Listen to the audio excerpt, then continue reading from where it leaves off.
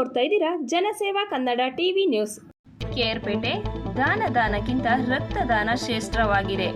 ರಕ್ತದಾನ ಮಾಡುವುದರಿಂದ ಆರೋಗ್ಯ ವೃದ್ಧಿಸುವುದರ ಜೊತೆಗೆ ರಕ್ತಹೀನತೆಯಿಂದ ಬಳಲುತ್ತಿರುವ ರೋಗಿಗಳಿಗೆ ಚಿಕಿತ್ಸೆ ನೀಡಲು ನೆರವಾಗುತ್ತದೆ ಎಂದು ಪ್ರಾಂಶುಪಾಲರಾದ ಡಾಕ್ಟರ್ ಚಂದ್ರಕಲಾ ಅವರು ಅಭಿಪ್ರಾಯ ವ್ಯಕ್ತಪಡಿಸಿದರು.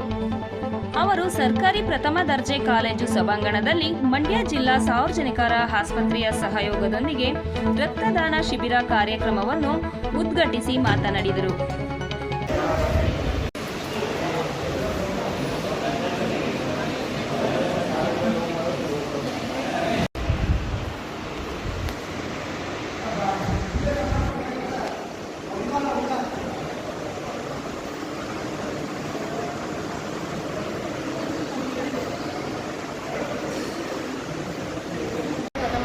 ಕಾಲೇಜು ಕೇರ್ಪೇಟೆ ಕಾಲೇಜಿನಲ್ಲಿ ರಕ್ತದಾನ ಸ್ವಯಂ ಪ್ರೇರಿತ ರಕ್ತದಾನ ಶಿಬಿರವನ್ನು ಏರ್ಪಡಿಸಲಾಗಿದೆ.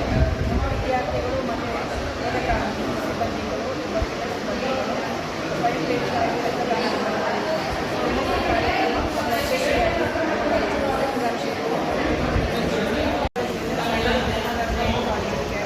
ಇಲ್ಲಿ ಸ್ವಯಂ ಪ್ರೇರಿತ ರಕ್ತದಾನ ಶಿಬಿರವನ್ನು ಏರ್ಪಡಿಸಲಾಗಿದೆ. ನಮ್ಮ ವಿದ್ಯಾರ್ಥಿಗಳು ಸ್ವಇಚ್ಛೆಯಿಂದ ರಕ್ತದಾನವನ್ನು ಮಾಡ್ತಿದ್ದಾರೆ.